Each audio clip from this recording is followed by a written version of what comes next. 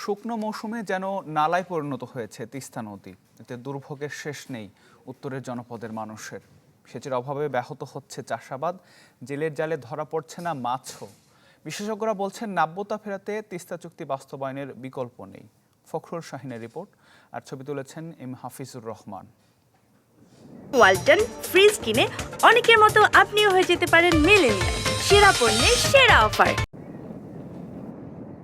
তিস্তার বুকে জাল ফেলছেন রংপুরের মহিপুর এলাকার আব্দুস সালাম।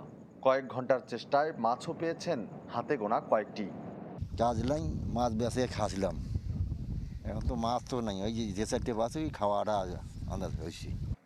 মাছ না পেয়ে কেউ আবার পেশা বদলে হয়েছেন কৃষক। কিন্তু শুকনো মৌসুমে তিস্তার পানি কমে যাওয়ায় সেচের অভাবে নষ্ট হচ্ছে ফসল।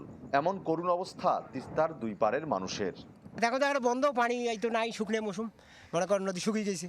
এখন তার 3 ভাগেরও 1 ভাগ মাছ নাই। ভুট্টা, গম, শস্য, বাদাম, আলু যেটা আবাদ হয়, কিন্তু ঠিক মতন পানি পাওয়া যাচ্ছে না।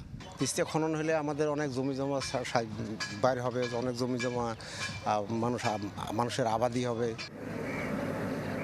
পানি উন্নয়ন বোর্ডের তথ্য বলছে, বর্ষায় তিস্তার পানি প্রবাহ থাকে গড়ে 2 লাখ কিউসেক, আর শুকনো মৌসুমে গড়ে থাকে 2000 কিউসেক।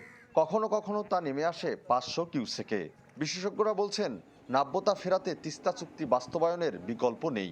তিস্তাটা বাহে খনন করেন, তাহলে ভাঙন ঠেকবে। খনন করলে আমাদের তিস্তার উপর যে হিডেন ডায়মন্ড কৃষি, সেই কৃষিটা রক্ষা পাবে। একই সীমানা নদী, সেই জায়গা থেকে আমাদের দু দেশের মধ্যে আসলে দ্বিপক্ষীয় একটি ফলপ্রসূ আলোচনা করা দরকার, এবং এই আলোচনাটি আসলে বারংবার হওয়া দরকার, এবং এটি মনিটরিং হওয়া দরকার, যাতে কিনা আমরা আমাদের ন্যায্য হিস্যার পানিটা পেতে পারি। পানি উন্নয়ন বোর্ডের দাবি, খনন ও ভাঙন ঠেকাতে তিস্তা কেন্দ্রিক প্রকল্প বাস্তবায়নের কাজ চলমান। তিস্তা সেচ প্রকল্পের পুনর্বাসন এবং সম্প্রসারণ একটি প্রকল্প বর্তমানে চলমান আছে।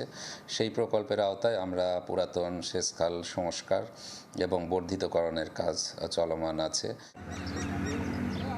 তিস্তা নদী খনন না হলে বিপর্যস্ত হয়ে পড়বে উত্তরের জনজীবন। তাই দ্রুত পদক্ষেপ নেয়ার দাবি সবার। ফখরুল শাহিন, চ্যানেল 24, রংপুর।